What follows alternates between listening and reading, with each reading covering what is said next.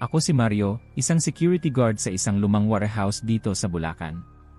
5 taon na akong nagtatrabaho dito at alam ko na ang bawat sulok ng lugar. Sanay na ako sa mga tunog ng gabi, ang pagkaluskos ng mga pusa, ang langit-ngit ng mga pintuan, at ang malamig na hangin na umiihip sa mga siwang ng mga bintana. Ngunit may isang gabing hindi ko makakalimutan, isang gabing bumago sa pananaw ko sa mga bagay na hindi maipaliwanag. Isang ordinaryong gabi iyon, kalagitnaan ng aking shift. Tahimik ang paligid at nakaupo ako sa loob ng guardhouse, pinagmamasdan ang mga ECG monitor. Walang kakaibang nangyayari hanggang bigla kong marinig ang mga yapak sa bubong. Agad akong napatingin sa itaas.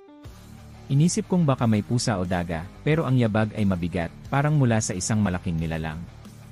Nagdesisyon akong lumabas para tingnan kung ano yon. Paglabas ko, dama ko agad ang kakaibang lamig sa hangin. Itinapat ko ang aking flashlight sa bubong, ngunit wala akong nakita. Ngunit naroon pa rin ang tunog ng mabibigat na yapak. Sinundan ko ang tunog patungo sa gilid ng warehouse, ngunit wala akong makita. Naramdaman ko ang takot na gumagapang sa aking dibdib.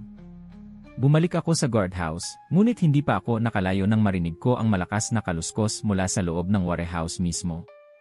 Bumilis ang tibok ng puso ko, pero kinailangan kong tingnan kung ano ang nangyayari.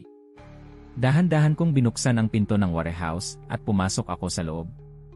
Nagkalat ang mga kahon at kagamitan, pero ang pinakamalaking pagbabago ay ang mga malalalim na kalmot sa pader, parang dinaanan ng napakalaking hayop.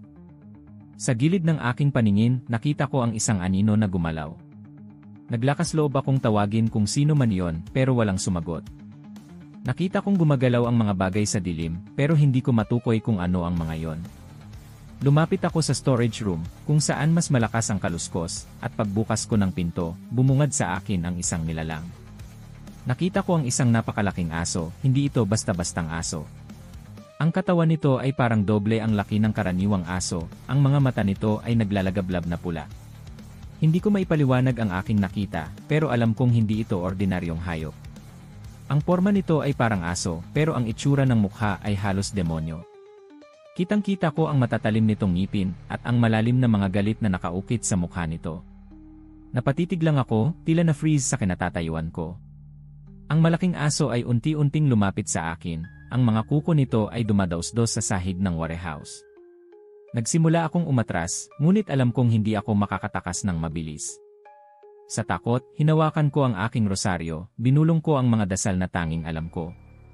Sa isang iglap, bigla itong huminto. Parang may naramdaman itong hindi maganda. Tumigil ito sa pagtitig sa akin, bumalik sa dilim, at nawala. Hindi ko na hinintay na bumalik ito. Tumakbo ako palabas ng warehouse, diretso sa guardhouse, at inilock ko ang pinto. Kinabukasan, agad akong nag-report sa aking mga superior, ngunit gaya ng inaasahan ko, hindi sila naniwala. Biro lang daw ang lahat, o kaya'y likha ng aking pagod. Ngunit alam ko ang nakita ko. Alam kong hindi normal na hayop ang bumisita sa warehouse na yon. Hanggang ngayon, dala ko pa rin ang takot sa gabing yon. Hindi ko na inalam kung sino o ano ang nilalang na yon, pero isang bagay ang sigurado, hindi ko na gustong bumalik doon. Siguro, hanggang ngayon, ang asong iyon ay nagmamasid, naghihintay ng susunod na biktimang mapapadpad sa warehouse.